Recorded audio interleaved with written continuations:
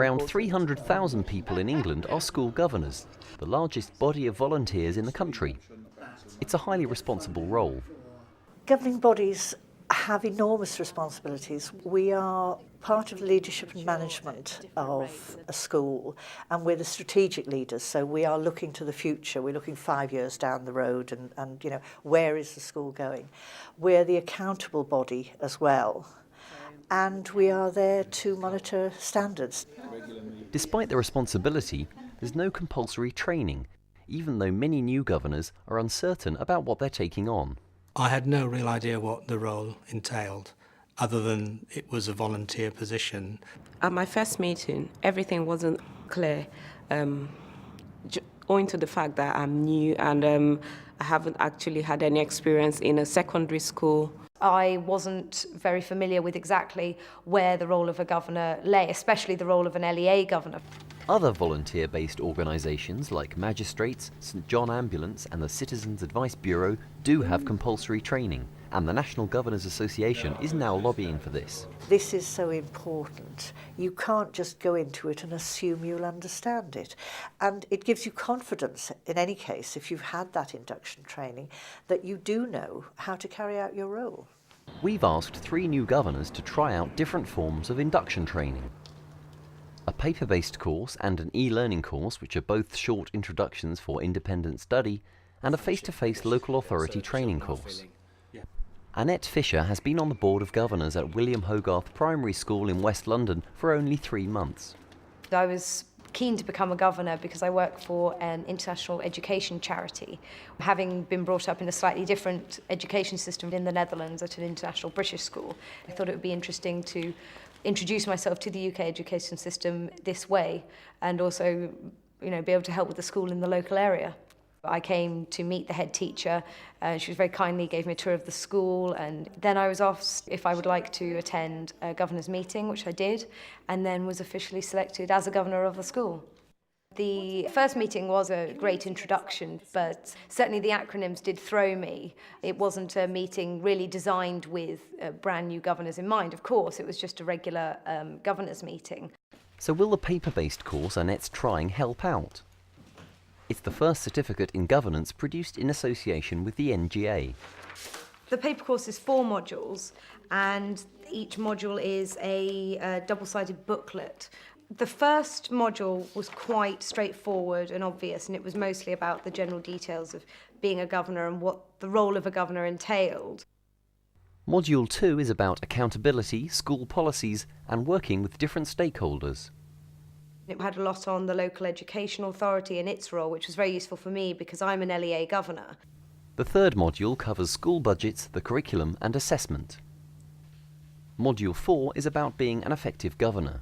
It concentrated on different rules that apply to governors. I hadn't realised that many governors took such an active role, so I'd say that was definitely some new information. I fitted it in when I was having a cup of tea or whatever at home and read through each of them. So yeah, about an hour or so I'd say in total to do the whole 4 of them. At the end of each module there are 8 to 10 multiple choice questions. These can be sent off for marking, and if over 70% of answers are correct, a certificate will be awarded. I think it's good. The course is well structured, but just from being a couple of pages longer, each module would probably have sort of just been more rounded. The portability of the training was very useful. You're able to read it in the bedroom, you take it to the bathroom with you, you read it on the tube, wherever. And also having a manual to look back on and refer to after a meeting that has maybe brought something up that is confusing. In that respect, it's very useful.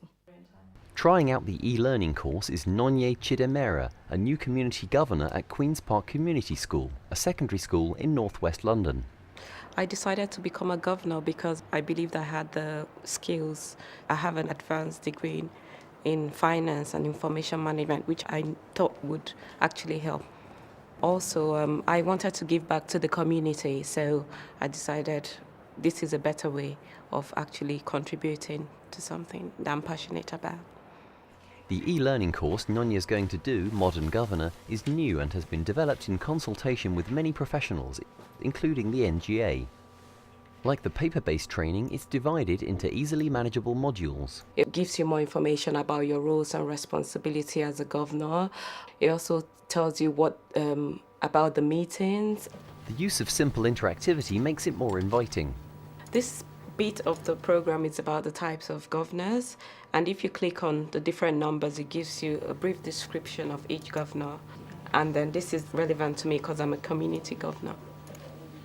What I really liked about the training was the quiz, because it gave me the opportunity to actually reflect back on what I had read and to see if I actually remembered everything, which I thought was really, really helpful.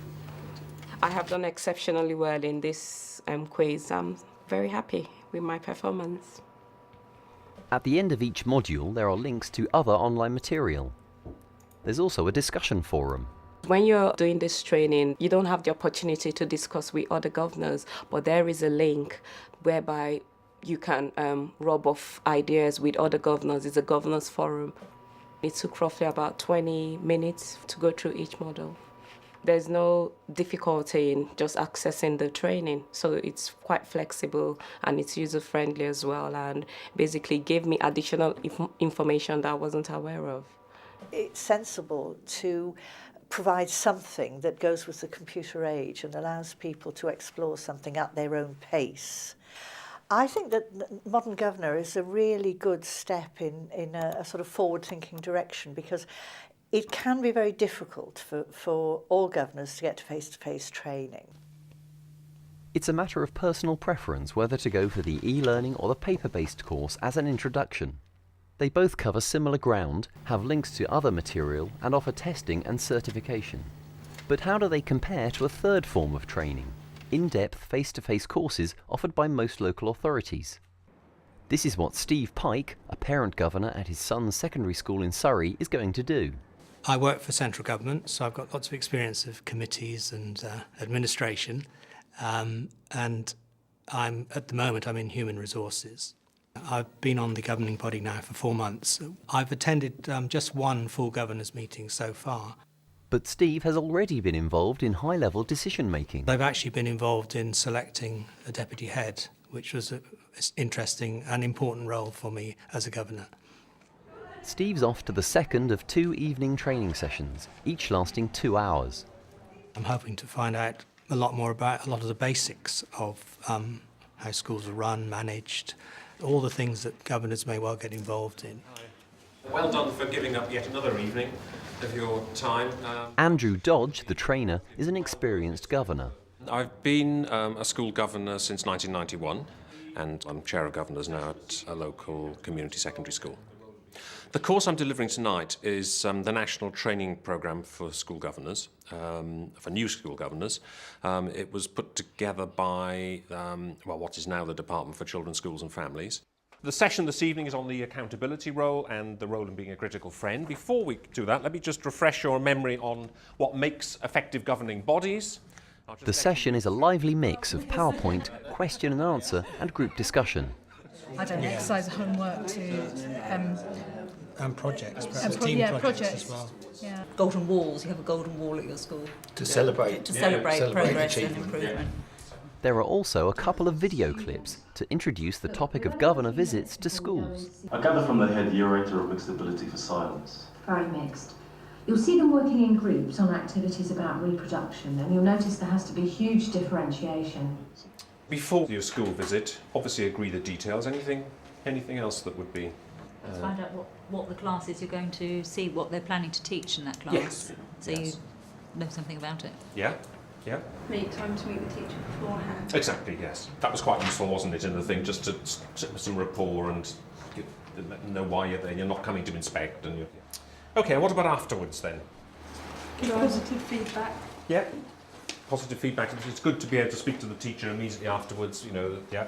But also ask them about how will they judge how what their class is learning, whether they've grasped the concepts. I think what he did do very well was to say, I actually now have a much better idea of the challenges, what you're up against. One exercise involves analysing a head teacher's report to governors and considering how to go on and challenge the head. Well, there's some quite bold statements that raise concern. Give me an example, yeah. For example, behaviour of some pupils has contributed to stress levels. Yes. And that's all it says, really. Yes. So Yes. It's a very unsatisfactory paragraph. It is, isn't it? You'd be looking to sort of steer the head teacher to writing the report in a different way. And there was not enough focusing on what was coming out of activity rather than what was going in. It was the outcomes we wanted to find out about rather than the inputs. An effective governor should be able to answer challenging questions as a critical friend. We've got the attendance figures from September to the 10th of November. Yes. But we don't know is that good or is that bad or is that usual? Or... And did anything stand out from those figures? Any question you would, any about attendance? Year 11. Year 11. Year 11, that's right. So, is this normal? Is that typical of other schools? What was it like last year in Year 11? Yeah. The exercise was very useful in not necessarily looking at things at face value, but actually trying to delve behind what is being said or not said in that particular report. So that was very useful. Governing bodies who are a little insecure about their role find the challenge part a difficult one to take on, but it's one that we need to take on, and that's where it's really important to be well trained, because the training helps to give you the confidence. We've got my second full governing body very soon in a few days' time, so I'm a bit more prepared for that. And actually I would cast a more critical eye on the papers that I've just received for that meeting, so having learnt from this session, so it's very good. This is a good way to learn because it does force you into that 2-hour slot where you need to do nothing else than concentrate on what is being taught. And you don't have children interrupting when you're on e-learning or whatever it might be. Governors who've been on this training undoubtedly are more effective, and they're more effective very quickly. Both Annette and Nonye recognise that the paper-based and e-learning courses are not designed as a substitute for in-depth face-to-face local authority training. I would say that the paper-based training is a good addition to normal training. It's just a taster. I think I would do for the training, but at least it prepares me for what to expect. I'm going on later in the month to do 3 evenings over 3 days of training with the local authority. Judith Bennett, in her role as Vice Chair of Governors at an Oxfordshire primary school, always recommends local authority training to her new governors. I ensure that all of my new governors go on induction training. It's not going to mean that you know absolutely everything, because it's a very complex job and you're always learning. But it makes you effective because it gives you the understanding of your role and how to carry it out well. And I've never had a governor come back and say that was a waste of time. They've all come back and said, that's wonderful. I actually feel now that I'm equipped to take on this role. So it has been valuable. Of course, governor training doesn't end with induction training. I think it's good practice for governing bodies regularly to find out what the training needs are of their governors, not only by asking them, but actually by doing an audit of what training people have done, whether it's refreshing themselves on what the key elements of the job are, or whether it's specialised training on things like child protection or exclusions.